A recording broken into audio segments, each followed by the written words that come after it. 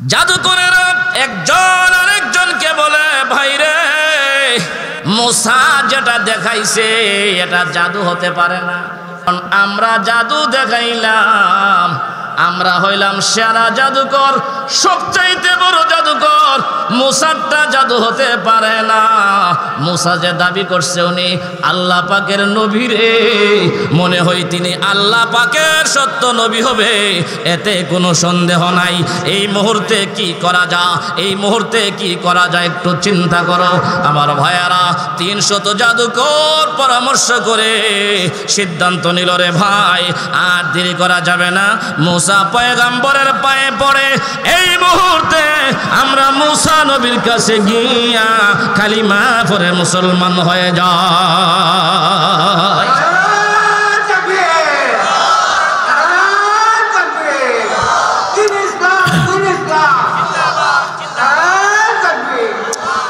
আমার ভাই, যা ফায়সালা হলো তাই সিদ্ধান্ত হয়ে গেল। জাদুকরেরা মুসলমান হয়ে যাবে, কালিমাওয়ালা হয়ে যাবে। এই 300 জাদুকর 1 কদম 2 কদম করে মুসা নবীর দিকে আগায়। মুসা নবী প্রথমে মনে মনে চিন্তা করলেন, না জানে তারা এখন জাদুতে না পাইরা আমার মুজিজার সামনে আমার সাথে বিজয় না হতে পারে, মনে হয় আমার উপরে অস্ত্রের আক্রমণ চালাবে। কিন্তু মুসা নবী পিছপা হলেন না। দেখি তারা এসে আমার কাছে কি আবদার জানায়।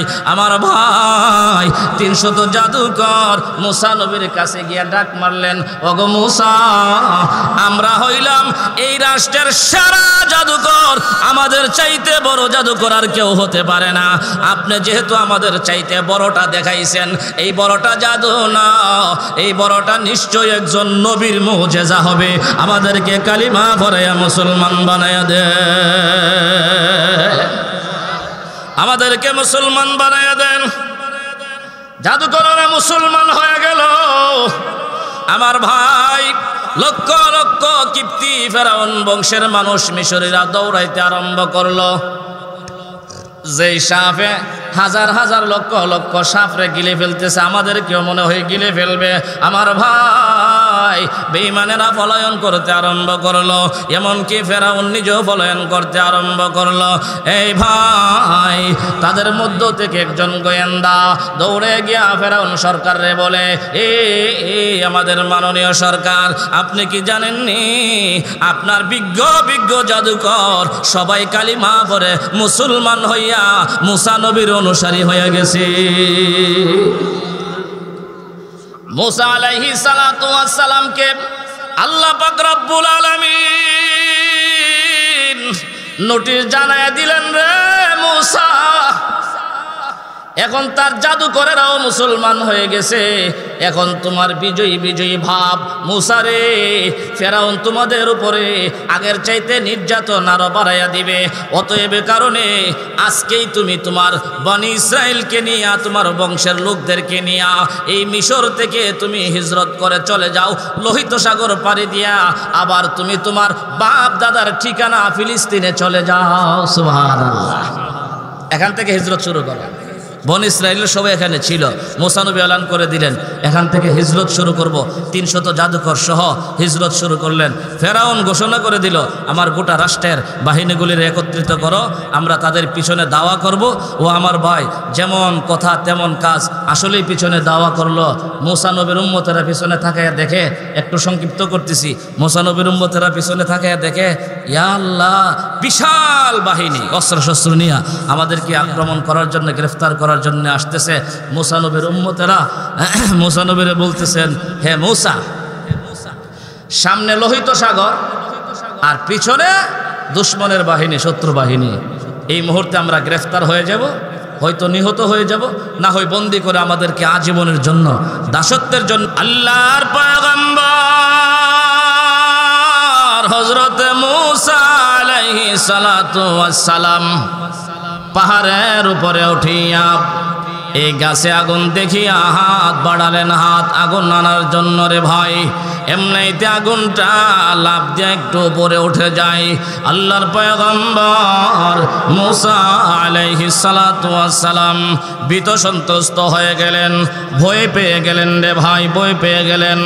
আল্লাহর পয়গম্বর পিছু হটার জন্যে হাঁটতে শুরু করলেন রে ভাই, পিছনের দিকে হাঁটতে শুরু করলেন। আমার ভাই, আল্লাহ রাব্বুল আলামিন সেই মুহূর্তে আল্লাহ রাব্বুল আলামিন গায়েবে একটি আওয়াজ দিয়ে ডাক মারলেন, ইন্নানি আনাল্লাহ লা ইলাহা ইল্লা আনা ফা'বুদনি ওয়া আকিমিস সালাতা লিযিকরি।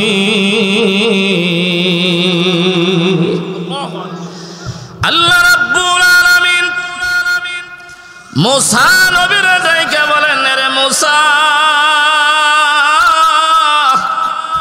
ভয় পাওয়ার কিচ্ছু নাই, ভয় পাওয়ার কিচ্ছু নাই। তুমি গাছে যে আগুনটা দেখছো রে মুসা, এটা আসলে আগুন না রে, বরং এটা হলো আমি আল্লাহ পাকের নূরের তাজাল্লি। ইন্নানি আনাল্লাহ, নিশ্চয় আমি আল্লাহ, লা ইলাহা ইল্লা আনা ফা'বুদনি। এরে মুসা, আমি হইলাম আল্লাহ, আমি আল্লাহ ছাড়া আর কোনো উপাস্য নাই। অতএব তুমি এবং তোমার উম্মত সহ সকলে একমাত্র আমি আল্লাহর ইবাদত করো। ওয়া আকিমিস সালাতা লিযিকরি, আমি আল্লাহর স্মরণে তুমি নামাজ প্রতিষ্ঠা করো, নামাজ কায়েম করো।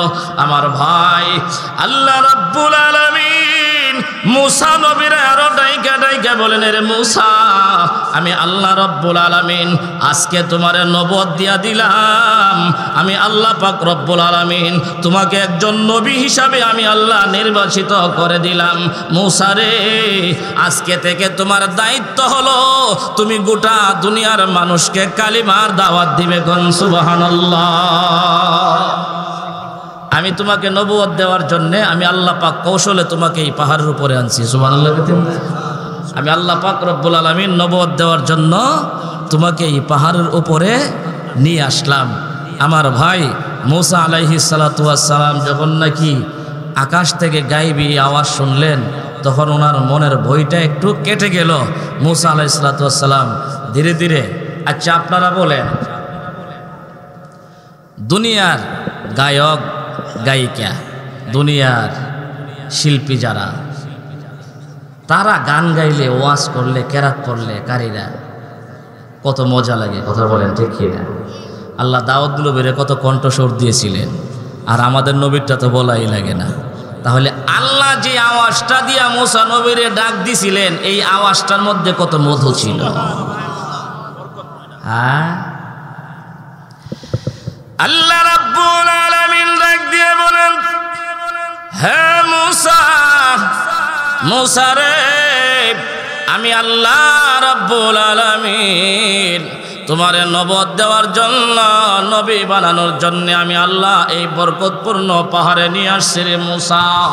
আল্লাহ পাক রব্বুল আলামিন মুসা নবীরে ডাইকা ডাইকা বলে, এরে মুসা, ফাখলানা আলাইকা, ফাখলানা আলাইকা, এরে মুসা, তোমার পায়ের জুতাগুলি খুলে ফেরো, কারণ এই পাহাড়টা সাধারণ কোনো পাহাড় না, এই পাহাড়টা হলো আমি আল্লাহ পাকের একটা পবিত্র পাহাড়। কোন সুবহানাল্লাহ। এই পাহাড়টা এমন একটা পাহাড়, এরে মুসা, তুমি যতদিন দুনিয়াতে বেঁচে থাকবে, আমি আল্লাহ রাব্বুল আলামিন দুনিয়াতে যত নবী রাসূল পাঠাইছি, আমি জিবরাইলের মাধ্যমে, জিবরাইলের ওয়াসিতায় তাদের সাথে আমি কথা বলেছি, আমি জিবরাইলকে পাঠাইয়া হুকুম নাজিল করেছি, কিন্তু আমি আল্লাহ রাব্বুল আলামিন সিদ্ধান্ত নিয়েছি রে মুসা, এই পাহাড়টা অত্যন্ত পবিত্র পাহাড়, এই পাহাড়ে আনিয়া আনিয়া আমি আল্লাহ রাব্বুল আলামিন তোমার গোটা লাইফে যত কথা আমি আল্লাহ তোমার সাথে বলবো রে, আমি আল্লাহ এই পাহাড়ে তোমার সাথে কথা বলবো। আমার ভাই, আল্লাহ পাক রব্বুল আলামিন মুসা নবীরে সেই দিন ডাইকা ডাইকা বলেন, রে মুসা, আমি আল্লাহ তোমার নবুয়ত দিলাম, নবুয়তের জিম্মাদারি দিলাম, এখন তোমার জিম্মাদারি হলো তুমি বর্তমান সরকার, জালেম সরকার ফেরাউনের দরবারে গিয়ে তুমি কালিমার দাওয়াত দিতে হবে। আমার ভাই, যেই মাত্র আল্লাহ রাব্বুল আলামিন মূসা নবীর নবী বানাইলেন, আল্লাহর নবী মূসা ডাক দিয়ে বলেন, প্রভু গো, আমারে তো আপনি নবী বানাইছেন, তবে আমার জবানে জিহ্বার মধ্যে একটু জড়তা আছে। আল্লাহ কথা বললে কথা বাজ্যা আসে। আল্লাহ আমার কথা সব কথা মানুষ বুঝে না।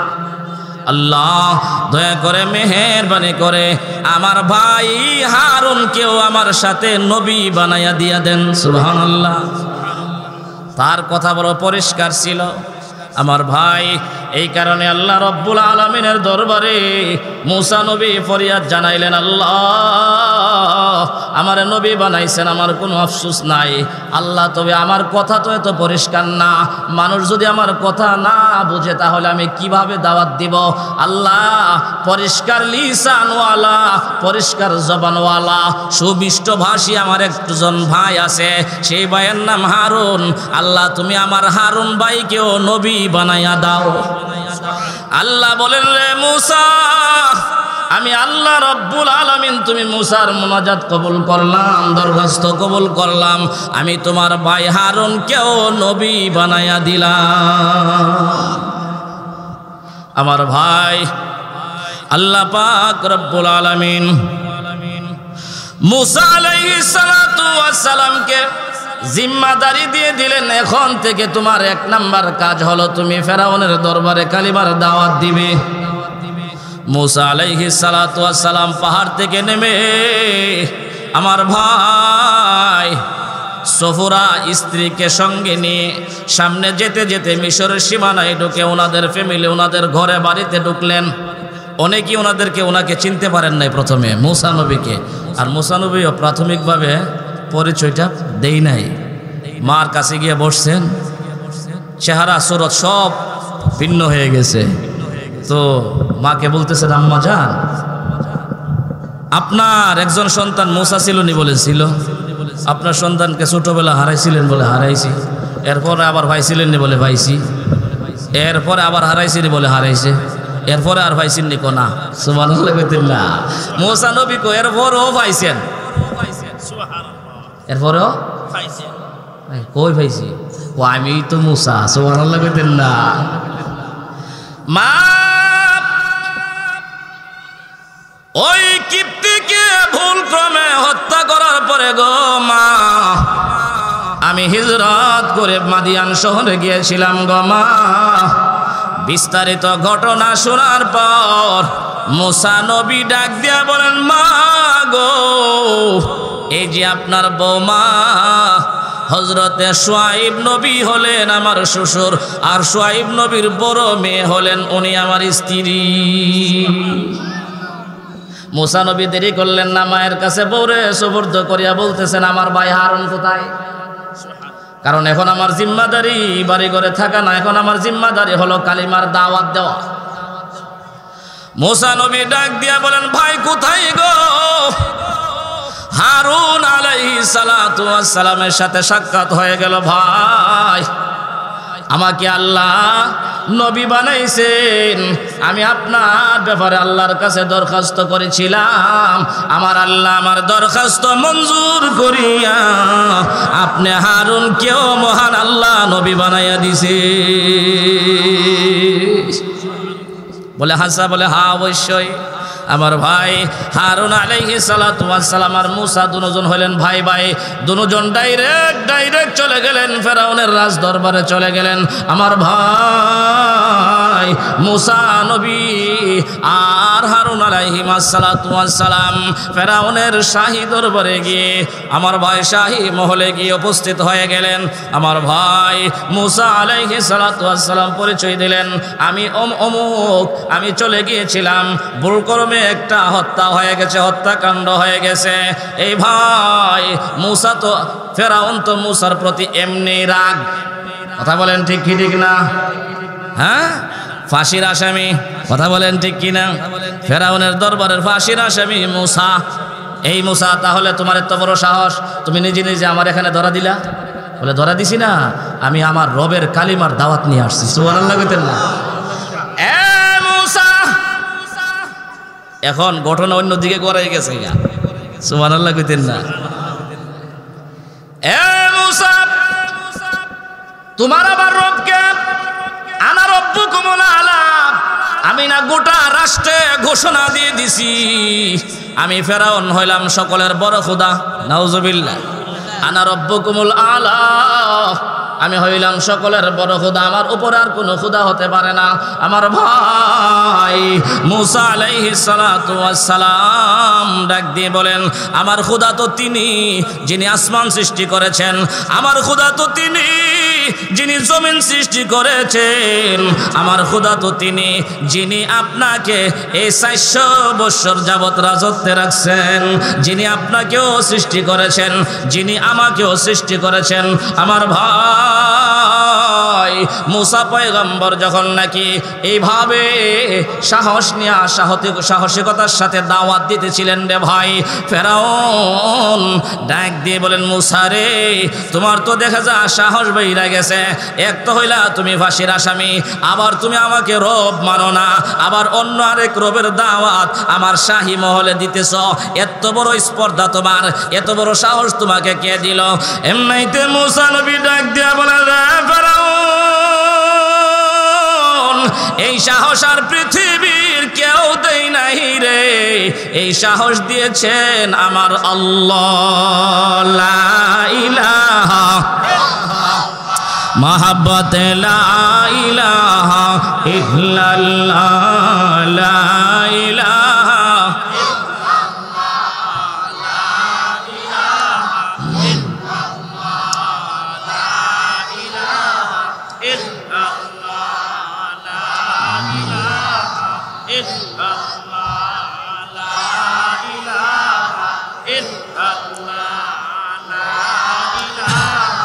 ইল্লাল্লাহ, লা ইলাহা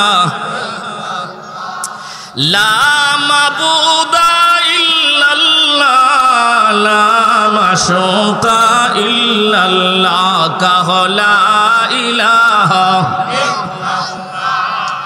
লা ইলাহা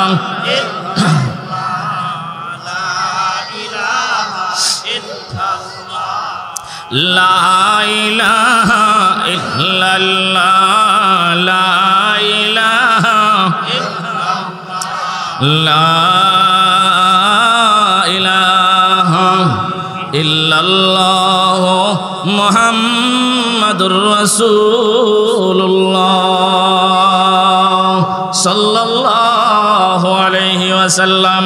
ফেরাউন ডাক দিয়ে বলেন, মুসা রে, তোমার রব আবার কে?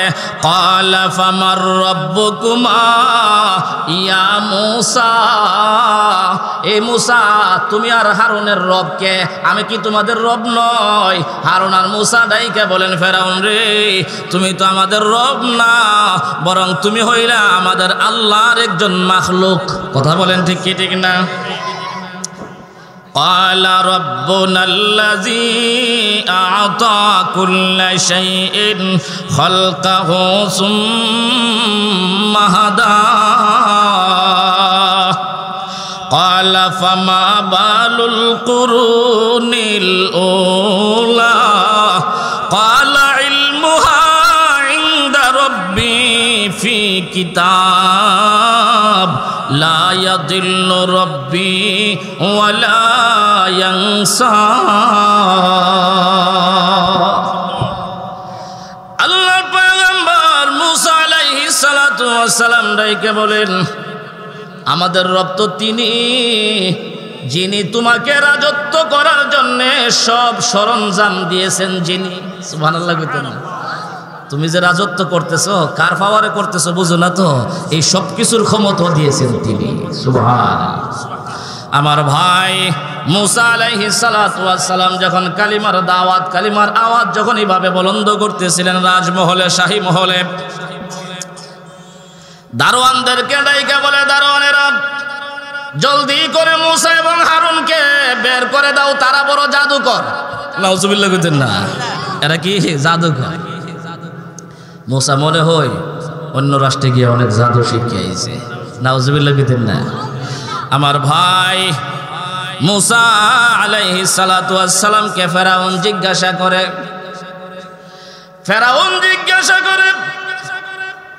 এ মুসা, তুমি যে আল্লাহ পাকের নবী, আল্লাহ পাকের পয়গম্বর, প্রমাণ কি?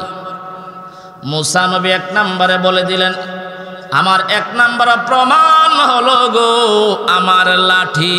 সুবহানাল্লাহ। বলে লাঠি মানে?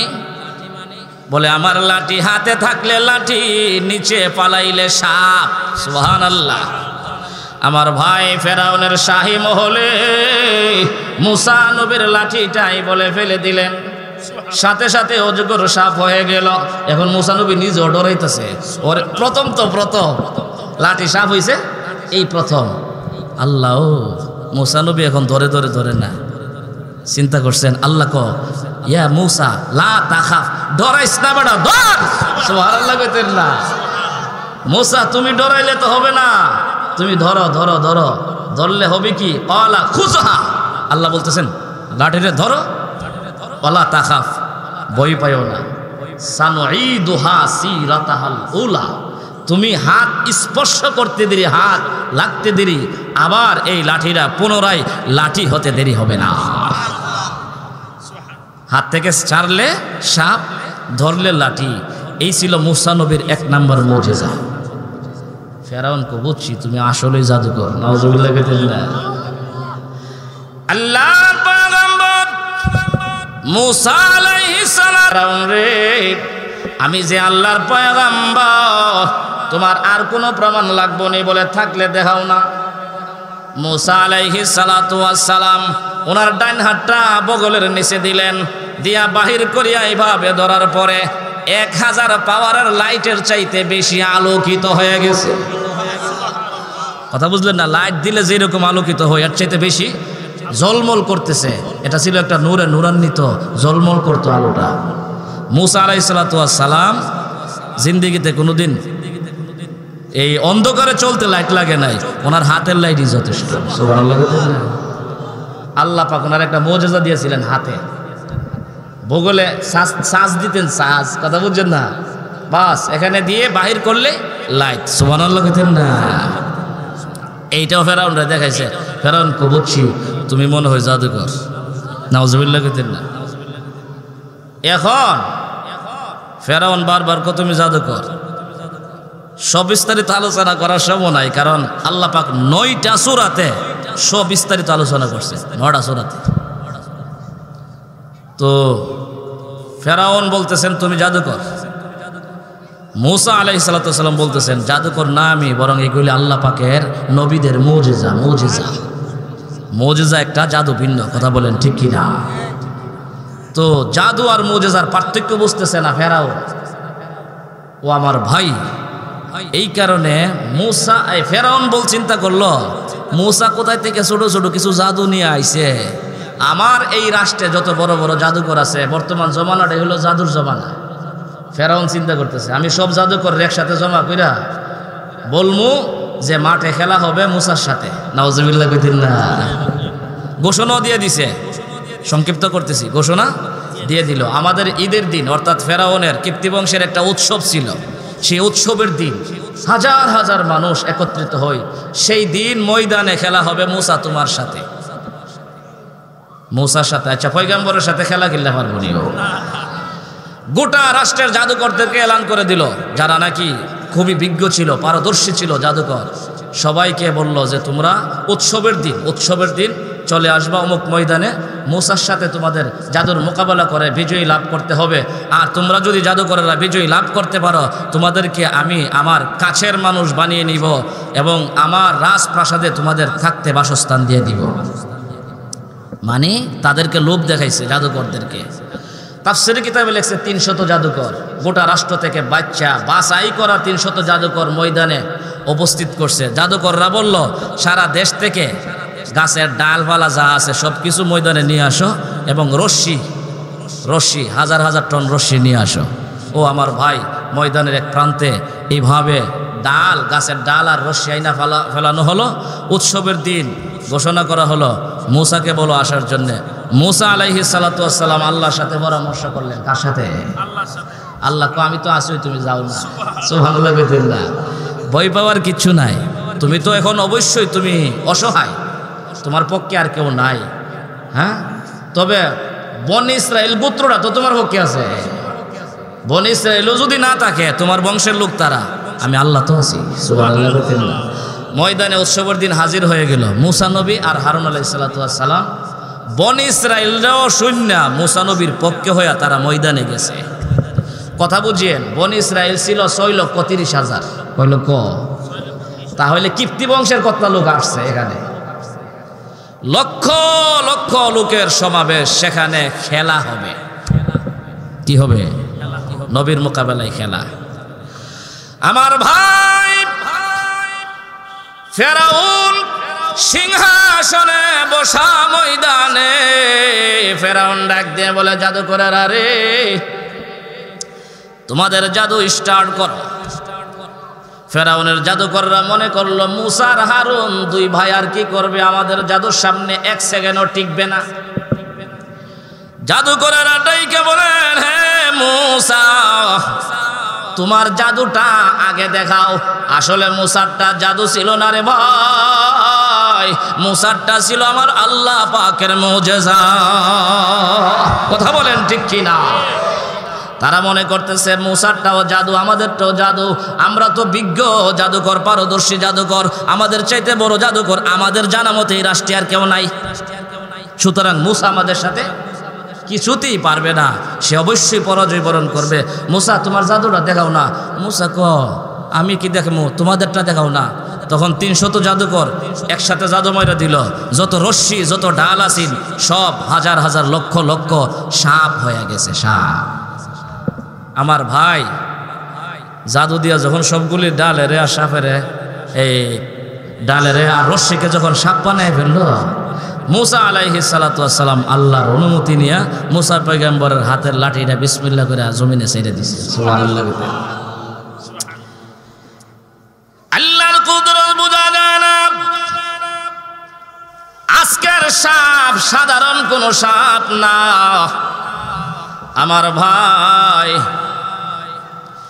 এই মুসা আলাইহিস সালাতু ওয়াস সালাম লাঠি চালার পরে আল্লাহ ওই সাপটাকে এত বড় অজগর সাপ বানাইলেন। কোন তাফসীরের কিতাবে লেখে মুসা নবীর এই লাঠির সাপের এক ঠোঁট দেখা যায় মাটিতে লাগানো, আর একটা ঠোঁট দেখা যায় যেন আকাশে লাগানো। আমার ভাই, মুসা আলাইহিস সালাতু ওয়াস সালামের অজগর সাপ নিঃশ্বাস টান দিলে ভিতরের দিকে যখন নিঃশ্বাসটা নিয়ে যায়, লক্ষ লক্ষ সাপ, তাদের সাপগুলি, ছোট ছোট সাপগুলি নিঃশ্বাসের সাথে ওই বড় অজগর সাপের পেটের ভিতরে ঢুকে যায়। আমার ভাইয়েরা, এই দৃশ্য সকলেই দেখতে লাগলো। ফেরাউনও দেখলো। যেই মাত্র ফেরাউন দেখলো মুসার সাপ তো সাধারণ কোনো সাপ না, জিহ্বাটা বাহির হয়ে আছে, আগুনের মতো টক টক করতেছে লাল। আমার ভাই, ফেরাউন চিন্তা করলো, এই সাপ যদি আমার দিকে আসে গো, এক লুকমায় আমার খেয়ে ফেলবে। অতএব সিংহাসন থেকে নাইমা পিছনের দিক দিয়া পলায়ন করার চেষ্টা করি। কোন সুবহানাল্লাহ।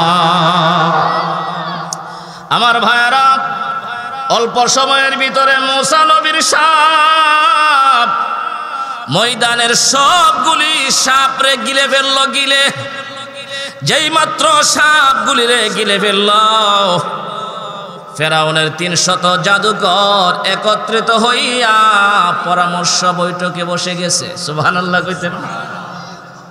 300 জাদুকর বলতেছেন, আমাদের চাইতে, আমাদের জানা মতে এর চাইতে বড় জাদুকর আর এই রাষ্ট্রে নাই।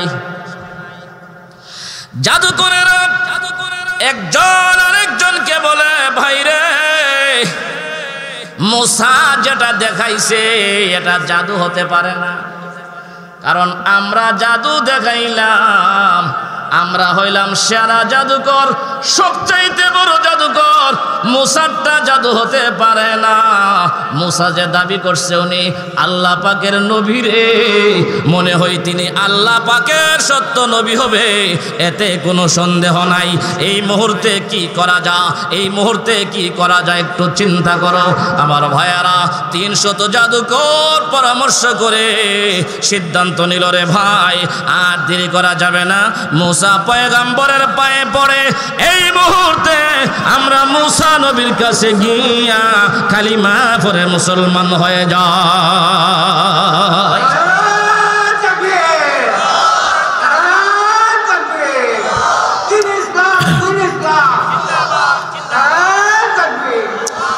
আমার ভাই যা ফায়সালা হলো তাই সিদ্ধান্ত হয়ে গেল, জাদুকরেরা মুসলমান হয়ে যাবে, কালিমাওয়ালা হয়ে যাবে।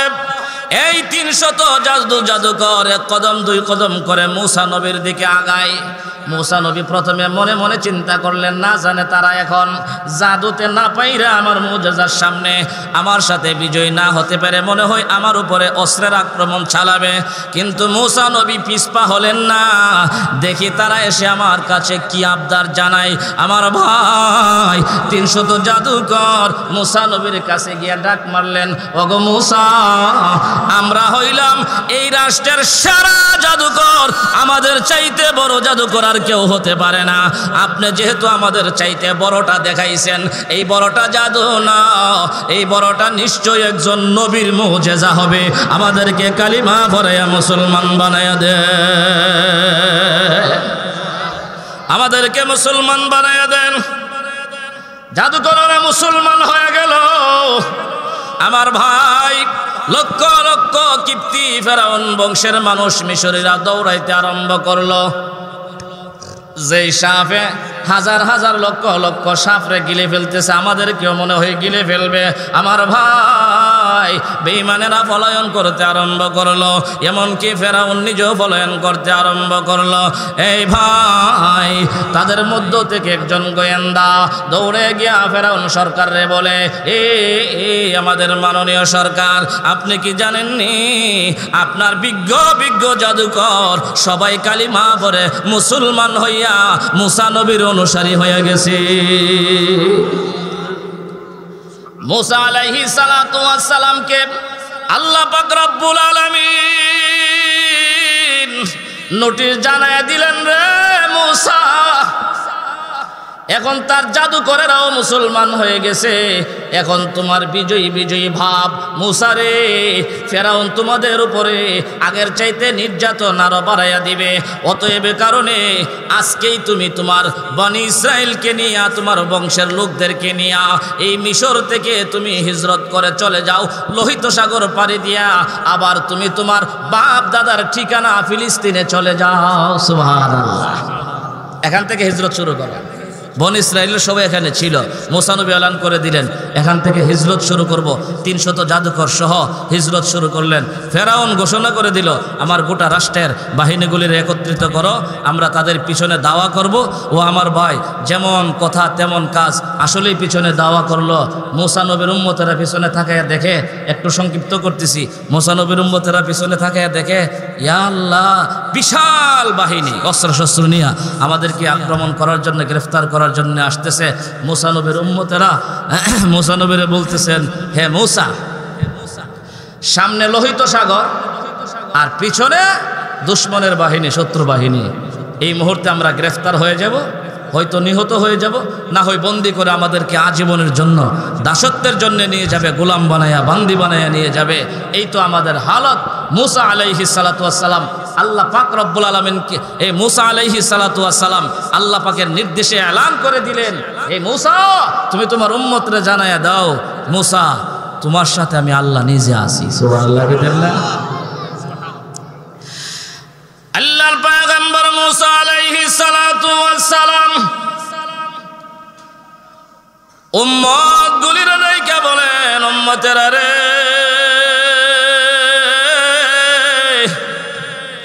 আমার আল্লাহ জানিয়ে দিয়েছেন নিশ্চয় আমার আল্লাহ আমার পক্ষে আছেন। তোমরা যদি আমার পক্ষে থাকো রে উম্মতেরা, তাহলে আমার আল্লাহ আমারে যেমন রক্ষা করবেন তোমাদেরকেও মহান আল্লাহ নিজে রক্ষা করবে। আমার ভাই, আল্লাহর নবী হযরতে মূসা আলাইহিস সালাতু ওয়াস সালাম আল্লাহ রাব্বুল আলামিনকে বলেন, আল্লাহ তাহলে এই মুহূর্তে কি করতে পারি আপনি সিদ্ধান্ত দেন। আল্লাহ রাব্বুল আলামিন ডাক দিয়ে বলেন, মূসা রে, এই মুহূর্তে তুমি আর কি করবা? আমি আল্লাহ পাকের অর্ডার হলো রে মূসা, তোমার সামনে যে সাগর দেখা যায়, এই লোহিত সাগরের উপরে তুমি পানির উপরে তোমার এই বরকতপূর্ণ লাঠি দিয়ে আঘাত করো। আমি আল্লাহ রাব্বুল আলামিন এই সাগরের উপর দিয়া নতুন নতুন রাস্তা বানাইয়া দিব। আমার ভাই, রাস্তা হয়ে গেল। আল্লাহ পয়গম্বর মূসা আলাইহিস সালাতু ওয়াস সালাম, কোন বর্ণনায় আসছে একটা আঘাত করছে 12টা রাস্তা হয়েছে, আর কোন বর্ণনায় আসছে আমার আল্লাহ বলেছেন, মূসা এই সাগরের উপরে তুমি 12টা আঘাত করো, 12টা আঘাত করলে 12টা রাস্তা হবে। আমার ভাই, মূসা নবীর সাথে 12টা গোত্রের মানুষ ছিল।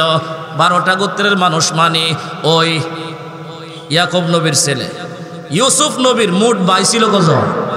12 জন। সৎ ভাই 10 জন, ইউসুফ আর বিনিয়ামিন। এই 12 জনের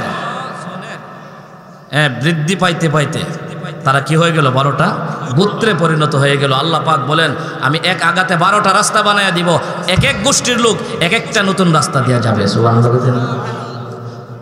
আমার ভাই, রাস্তা হয়ে গেল এই সাগরের উপর দিয়ে রাস্তা, যেই রাস্তার উপরে সূর্য তার জীবনে শুধু একবার তাপ দিয়েছে। সুবহানাল্লাহ বিল্লাহ। এ রাস্তা আগেও ছিল না, পরেও নাই, কিয়ামত পর্যন্ত আর থাকবে না। শুধু ওয়ান টাইম রাস্তা। কথা বলেন ঠিক কিনা? মূসা নবী তার 6.5 লক্ষ উম্মত নিয়া এভাবে যখন রাস্তা দিয়া পার হয়ে চলে যায়, আল্লাহ বলেন, ফেরেশতারা দেখো মূসা নবীর উম্মত পার হয়ে আসছেনি। পিছন দিয়া শত্রু বাহিনী ফেরাউন সহ আসিয়া দেখে, ইয়া আল্লাহ, এত সুন্দর রাস্তা দেখা যায়। হ্যাঁ, সুতরাং এই রাস্তা দিয়া পার হইয়া মূসার উম্মতকে আমরা অবশ্যই বন্দী করব, আক্রমণ করব। আমার ভাই, এই রাস্তা দিয়ে যখন নাকি ফেরাউন তার বাহিনী নিয়ে এভাবে অস্ত্র শস্ত্র নিয়ে রওনা দিলেন, ঠিক মাঝখানে যাওয়ার পর আল্লাহ পাক রব্বুল আলামিন কুদরতি নজরে তাকাই আছে মূসা নবীর উম্মত পার হওয়া শেষ হয়েছে কিনা।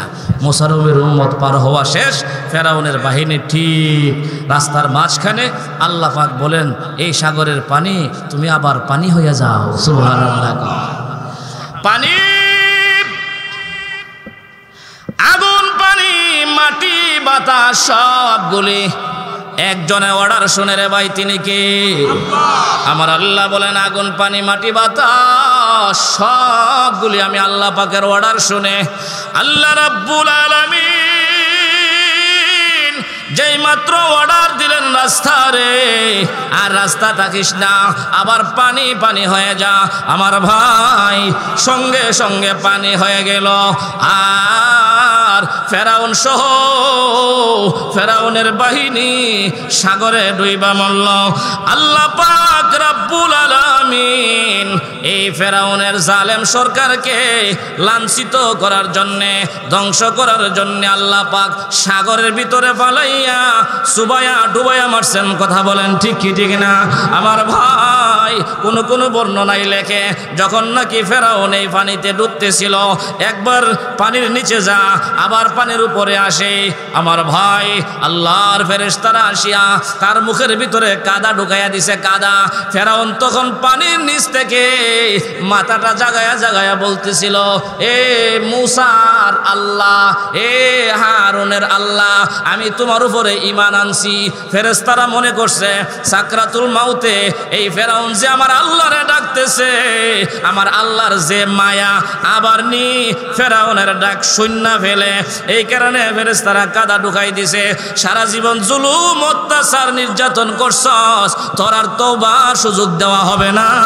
বেঈমান হয়ে জাহান্নামী হয়ে কবরে যেতে হবে। কথা বলেন ঠিক কিনা?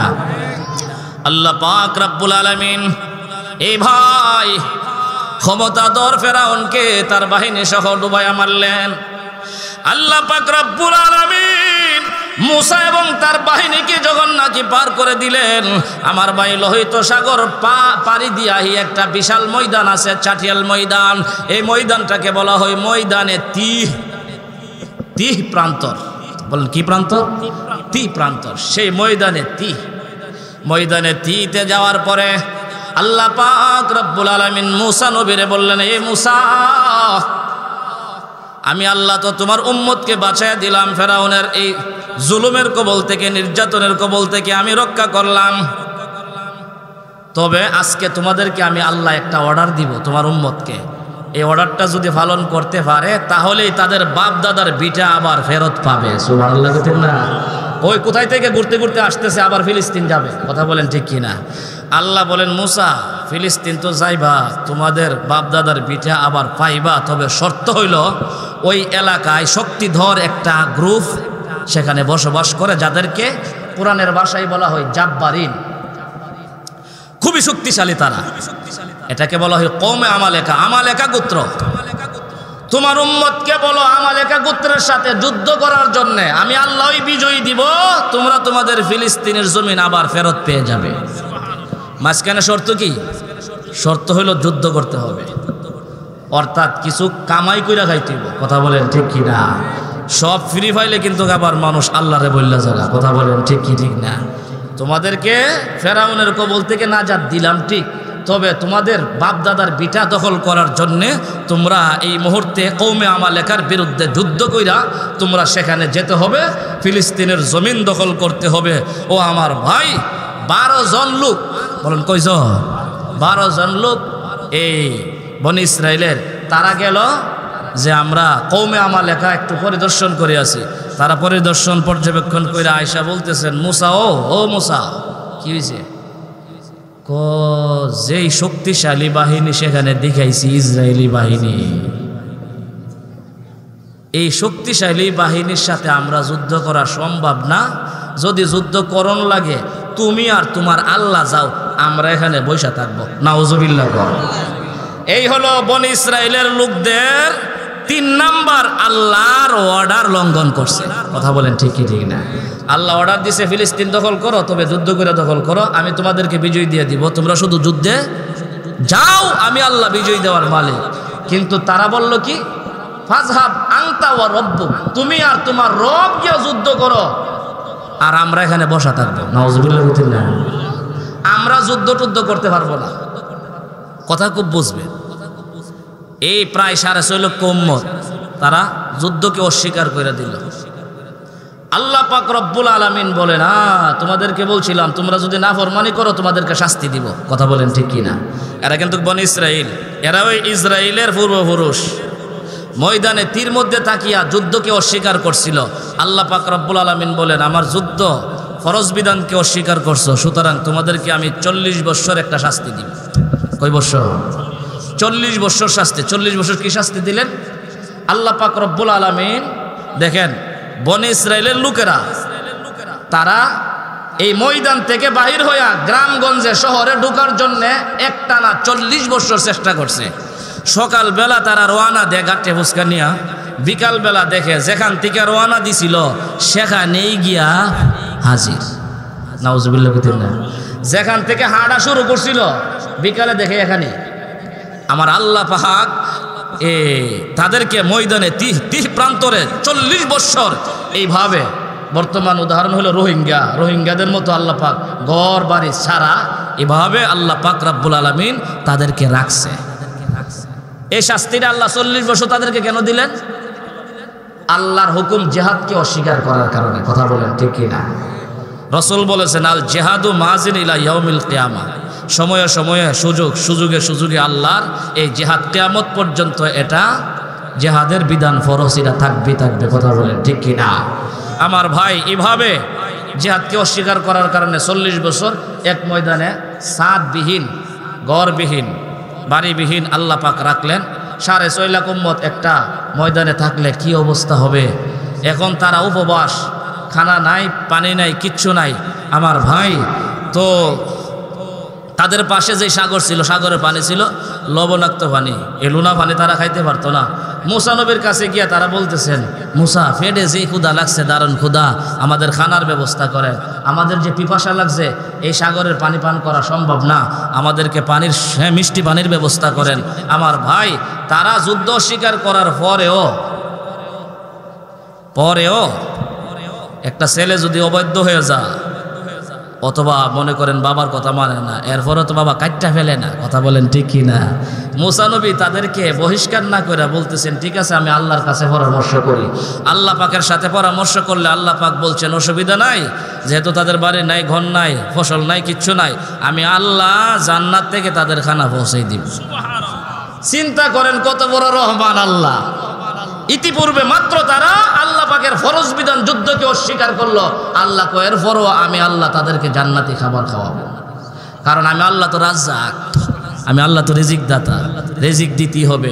আল্লাহর কোরআনে বলছেন মান্না ওয়াস সালওয়া, মান্না ওয়াস সালওয়া, এই মান্না সালওয়া দিয়া আল্লাহ পাকের কুদরতি খাদ্য দিয়া এইভাবে ওনাদেরকে এখানে আল্লাহ পাক রব্বুল আলামিন রাখছেন। বনি ইসরায়েলকে বৎসর কি বৎসরই ভাবে থাকতেছে। আল্লাহ পাক মুসা নবীর একদিন ডাকলেন, মুসা তুমি তুর পাহাড়ে আসো, কথা আছে।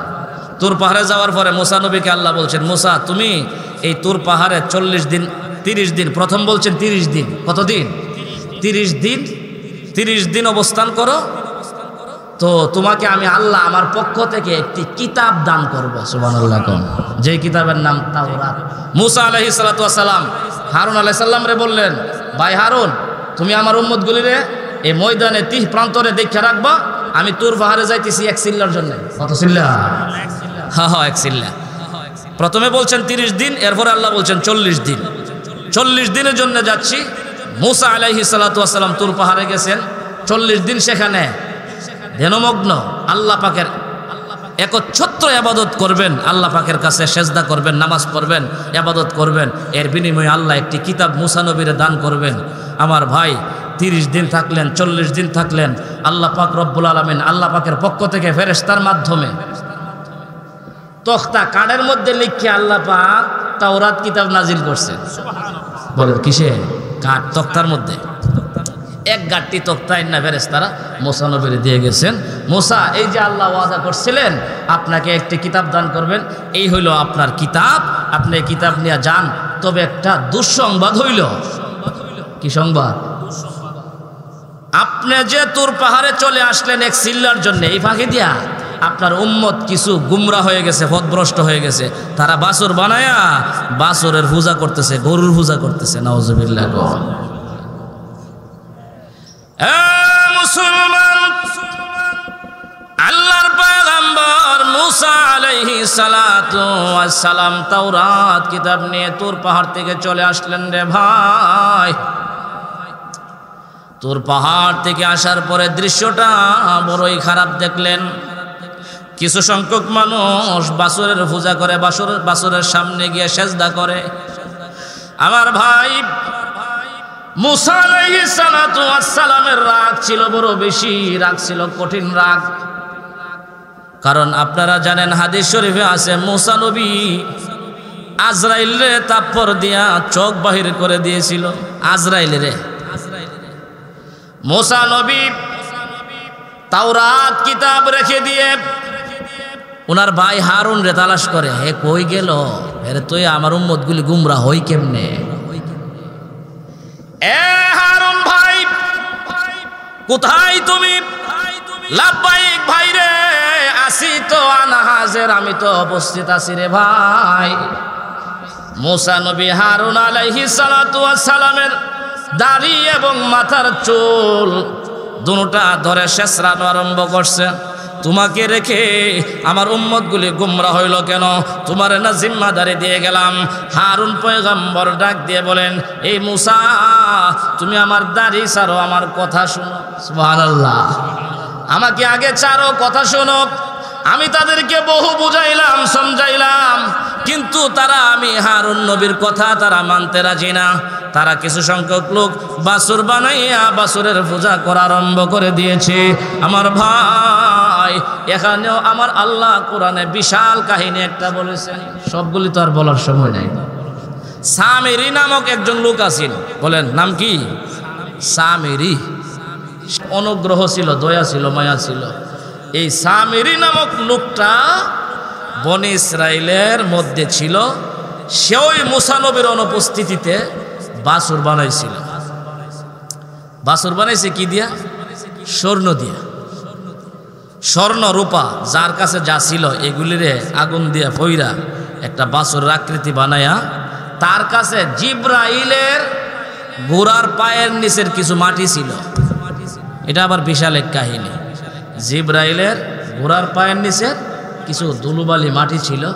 এই মাটিটা এই বাছুরের ভিতরে ঢুকাই দিছে। বাছুর এখন হাম্বা হাম্বা করে ডাকে। মূলত ছিল ওই বালুর মাটির বরকত, কিন্তু মাটিটা যখন দিয়ে দিছে বাছুর হাম্বা হাম্বা করে ডাকে। সামিরি বলতেছে, দেখো তোমাদের সামনে আমি স্বর্ণ পরায়া বাছুরের আকৃতি বানাইলাম, এই বাছুর তোমাদেরকে ডাকতেছে। এর অর্থ হইল মুসা গেছে আল্লাহরে ভাই তো তুর পাহাড়ে, আল্লাহ মুসা আল্লাহরে বললা অন্যদিকে চলে গেছে, আর আল্লাহ আমাদের এই ময়দানে তীর মধ্যে আইসা গেছে। নাউজুবিল্লাহ। এইটাই হলো তোমাদের আল্লাহ, সুতরাং তোমরা সেজদা করো। নাউজুবিল্লাহ। এই হলো কিছু সংখ্যক মানুষ সামিরির ফাঁদে পড়ে এই বাছুরের পূজা করা আরম্ভ করলো। আমার ভাই মুসা নবী আসার পর যখন তাদেরকে সাইজ করছেন, ভালো করে বুঝাইলো, বোঝানোর পরে তারা বলতেছে আমরা তওবা করব। কিন্তু মুসা নবী যেই লোকটা সামিরি এই বাছুর বানাইছিল তার ব্যাপারে বদদুয়া দিছে। সামিরির ব্যাপারে কি দিছে? আল্লাহ আমার এত সংখ্যক উম্মতকে এই সামিরি গুমরা করে ফেললো, পথভ্রষ্ট করে ফেললো একজন নবীর উপস্থিতিতে। কথা বলেন ঠিক কি ঠিক না? আল্লাহ তুমি তারে ধরো। সুবহানাল্লাহ। নবীদের দোয়া কবুল হয় কিনা? মুসলমান, তাফসীরের কিতাব দেখলে বোঝা যায় আমরা এতদিন পরে করোনার নাম শুনছি। করোনার নাম, কথা বলেন ঠিক কি ঠিক না? করোনা গেল না, সারা দুনিয়ারে কাফায়া ছিল। আমার ভাই ওই মুসা নবীর বদদুয়ার কারণে ওই সামিরির যেই রোগটা হয়েছিল, আমার যতটুক ধারণা এটা করোনার মতো রোগ ছিল। করোনা হইলে কিন্তু একজন আরেকজনের গায়ে হাত দেয় না, কাছে যায় না। কথা বলেন ঠিক কিনা? সামিরির যেই রোগটা হয়েছিল, সামিরির কাছে কেউ যেতে পারতো না। সামিরিকে হাত দিয়ে স্পর্শ করলে সামিরিরও জ্বর উঠত, যে স্পর্শ করছে তারও জ্বর উঠত।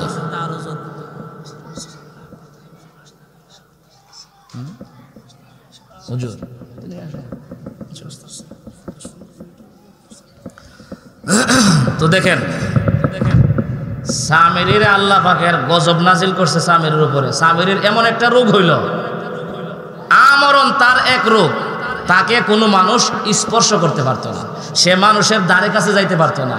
আপনারা বলেন বর্তমান জমানায় এই রোগ দ্বারা আপনারা কি রোগ বলেন? করুণা। কথা বলেন ঠিক কিনা? করুণা যাদের হয় তারাও মানুষের কাছে যাইতে পারে না, অন্যরাও তার কাছে আসতে পারে না। সামিরিরও ছিল এইরকম একটা রোগ। আমার ভাই এটা আল্লাহ পাকের পক্ষ থেকে গজব ছিল। সে যেহেতু অনেক মানুষগুলিরে গুমরা বানায়া ছিল, আমার ভাই তখন সামিরিকে আল্লাহ পাক আজীবন এই রোগে ভুগাইছেন। আর মুসা আলাইহিস সালাতু ওয়াস সালাম উম্মতকে যখন বুঝাইছেন, উম্মত বলছেন মুসা তুমি যে আমাদেরকে এখন বুঝাইতেছো তোমার কথা মানবো, আবার তুমি কইতেছো এই কিতাবটা নাকি আল্লাহর কিতাব। তো এই কিতাবটা যে আল্লাহর কিতাব আমরা কেমনে বুঝতাম, তোমার কথা আমরা কেমনে বিশ্বাস করতাম? আল্লাহর একটু দেখায় টেকে দেউন আমরা রে। নাউজুবিল্লাহ কইতেন না? মুসা আলাইহিস সালাতু ওয়াস সালাম বললেন আরে এটা তো আল্লাহর কিতাব। বলে আল্লাহর কিতাব যে বিশ্বাস করবো কেমনে? বলে তোমাদের যদি বিশ্বাস না হয় তোমরা 70 জন নেতা আমার কাছে, আমার সাথে আসো, তুর পাহাড়ে যাব। আল্লাহ যদি বলে দে তাওরাত কিতাবটা আমি আল্লাহর কিতাব, তখন মানবানি? অবশ্যই মানবো। 70 জন বাছাই করে লইল, মুসা নবীর সাথে তুর পাহাড়ে গেল। মুসা নবী বলতেছেন আল্লাহ ও তারা তো এই আমার উম্মতগুলি তাওরাত কিতাব বিশ্বাস করতেছে না, এই কিতাব যে আপনার কিতাব, আপনি একটু বলে দেন হ্যাঁ আওয়াজ দিয়া যে এই কিতাবটা আমার কিতাব, তখন তারা মাইনা নিব। আমার ভাই বনি ইসরাইল কারে বলে? ইসরায়েলিদের পূর্বপুরুষ কারে বলে আপনারা দেখেন। যেই মাত্র মুসা নবীর সামনে এই 70 জনের সামনে আল্লাহ পাক গায়েবী আওয়াজ দিয়া জানাই দিলেন, এ বনি ইসরায়েলের লোকেরা মুসারে যেই কিতাবটা দিয়েছি এটা আমি আল্লাহ দিয়েছি, এটা আমি আল্লাহর কিতাব, তাওরাত কিতাব আমি আল্লাহ নাজিল করছি, তোমরা এই কিতাব অনুযায়ী চলবা। আল্লাহ গায়েবী আওয়াজ দিয়ে জানাইয়া দেওয়ার পর এরা 70 জন বলতেছেন, মুসা উপর থেকে তো যে কোনো শব্দ আসতে পারে, এটা যে আল্লাহর শব্দ, এটা যে ফেরেশতার শব্দ না, এটা কেমনে বুঝবো? সুতরাং আল্লাহরে সরাসরি দেখাই দাও। নাউজুবিল্লাহ। বুঝছেন এখন বনি ইসরাইল কাকে বলে? উপর থেকে গায়েবী আওয়াজ আসছে, তাওরাত কিতাব আল্লাহ, আওয়াজটা যে আল্লাহর, এটা কেমনে বুঝবো? সুতরাং হাত্তা নারাল্লাহ জাহারাতান, আমরা আল্লাহকে প্রকাশ্যে দেখতে চাই। আপনাদের কি ধারণা আল্লাহকে দুনিয়ার এই চোখে প্রকাশ্যে দেখা যাবে? এই ক্ষমতা আছে নাকি? আল্লাহর বান্দা বান্দি, আল্লাহর পয়গম্বর মুসা আলাইহিস সালাতু ওয়াস সালাম আমার আল্লাহর ডাইকে বলেন, ওগো আমার আল্লাহ, আপনি গায়েবী আওয়াজ দিয়া অদৃশ্য থেকে আপনি ডাক দিয়ে বলেছেন তাওরাত কিতাবটা আমার। তারা তো বুঝতেছে না, মানতেছে না এই আওয়াজটা আপনার, নাকি তারা সন্দেহ করতেছে। আল্লাহ দয়া করে আপনি তাদের সামনে একটু আপনার তাজাল্লি প্রকাশ করে দেন, আপনাকে দেখতে চাই।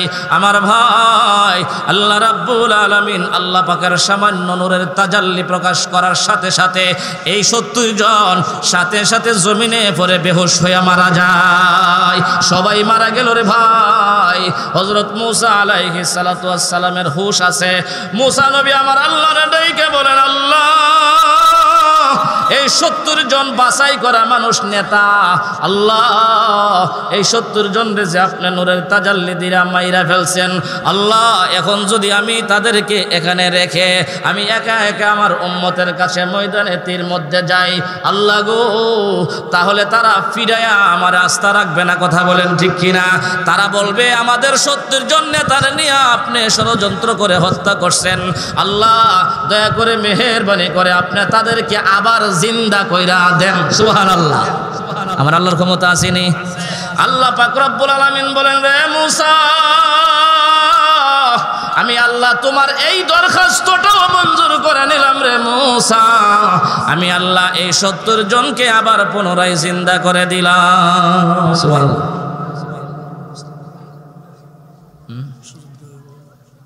হুজুর যদি দে জিজ্ঞাসা করেন, কয়েক মিনিট করো, জিজ্ঞাসা করো, পরামর্শ করো।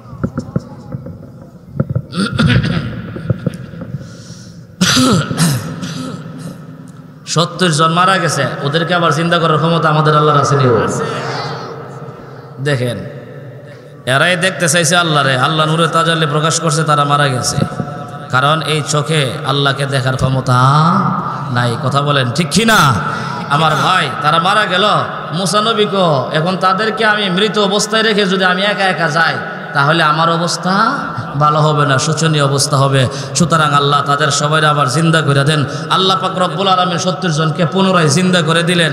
আমার ভাই তখন ওই 70 জন বিশ্বাস করছে যে হ্যাঁ অবশ্যই তাওরাত আল্লাহর কিতাব। আমার ভাই এই 70 জন যখন ময়দানে তীর মধ্যে গেল, গোটা উম্মত গুলি একসাথে আয়া 70 জনকে জিজ্ঞাসা করে, মুসা যে কথাগুলি কইছেন হাসানি? নাউজুবিল্লাহ। চিন্তা করছে মুসা যে কথাগুলি কইছিল হাসানি? তাওরাত আল্লাহর কিতাব নেই? হেরা কহ আল্লাহর কিতাব ওই, তবে আল্লাহ কইছে আমি আমার কিতাব নাজিল করছি, বিধান তোমাদের যেটা সহজ মানো আর যেটা কঠিন ওইটা ছাইরা দাও। নাউজুবিল্লাহ। এত বড় খারাপ ছিল এই বনী ইসরাইল। এই সব ঘটনার পরেও তারা বলতেছে যে আল্লাহ বলছে তাওরাতের বিধান আমি ওই নাজিল করছি, যেটা সহজ এটা মানো, যেটা কঠিন এটা ছাইরা দাও। নাউজুবিল্লাহ। এই ছিল বনী ইসরাইলদের অবস্থা। আমার ভাই এইভাবে যখন নাকি বনী ইসরাইলদেরকে নিয়ে মুসা নবী এই ময়দানে তীর মধ্যে থাকতেছিলেন, চলতেছিলেন, চলতে চলতে মুসা নবীর ইন্তেকাল, হযরত হারুন আলাইহিস সালাতু ওয়াস সালামের ইন্তেকাল হয়ে গেল। তাহলে এই ময়দানে তীতে থাকা অবস্থায় মুসা নবীও নাই, হারুন আলাইহিস সালামও নাই। তো ভাই এই মুসা নবী এবং হারুন আলাইহিস সালাম দুজনের ইন্তেকালের পরে আল্লাহ পাক রব্বুল আলামিন এই ময়দানে আরো একজনের নবুয়ত দিয়া নবী বানাইছেন, যার নাম ইউশা ইবনে নুন। কথা বুঝবেন? ইউশা ইবনে নুনের নেতৃত্বে যুদ্ধ করিয়া তারা ফিলিস্তিনের জমিন পুনরায় দখল করবে, তাদের বাপ দাদার ভিটাতে যাবে, সেটা হবে আগামীকাল ইনশাআল্লাহ। কথা বলেন ঠিক কিনা আমার ভাই? এই জন্য আমি আপনাদেরকে উদারত আহ্বান রাখবো, আমাদের জামিয়া ইউনুসিয়ার বড় হুজুর মুফতি মুবারক